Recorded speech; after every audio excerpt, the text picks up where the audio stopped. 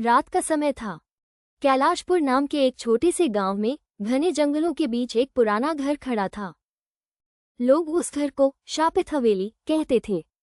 कहते हैं वहां सालों पहले एक पंडित शिवदत्त अपने परिवार के साथ रहते थे। हर सुबह वो भोलेनाथ की आरती करते, पूरे गांव में पूजा का प्रसाद बांटते थे। एक दिन गांव में एक अजीब घटना हुई। किसी ने रात में देखा कि पंडित के घर से काला धुआं उठ रहा था। सुबह पता चला उनका छोटा बेटा ओंकार गायब है। पंडित टूट गया। रोज मंदिर में बैठकर भगवान शिव से विनती करता, हे भोलेनाथ, मेरे बच्चे को लौटा दो। पर एक रात ओंकार की आत्मा लौट आई, मगर इंसान बनकर नहीं, भूत बनकर। गांव वालों ने कहा, पंडित का बेटा किसी श्राप में फंस गया है। वो अब इस घर की रक्षा करेगा या विनाश? धीरे धीरे पंडित और उसकी पत्नी दोनों बीमार पड़े और उसी हवेली में उनकी मृत्यु हो गई। उसके बाद से वो घर वीरान पड़ा रहा, कोई भी वहां एक रात नहीं रुक पाता। सालों बाद शहर से एक नया परिवार उस घर में रहने आया।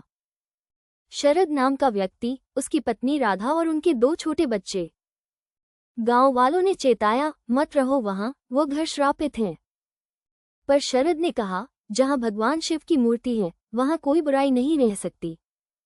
वो परिवार उसी हवेली में रहने लगा।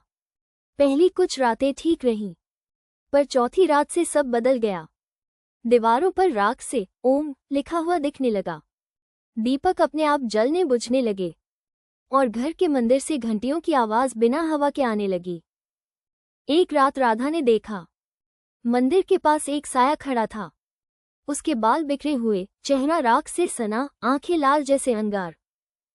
वो धीरे धीरे कहने लगा, मैं इस घर का ओंकार हूँ, जिसने शिव को पुकारा था, पर मेरी आत्मा श्राप में फंसी रह गई।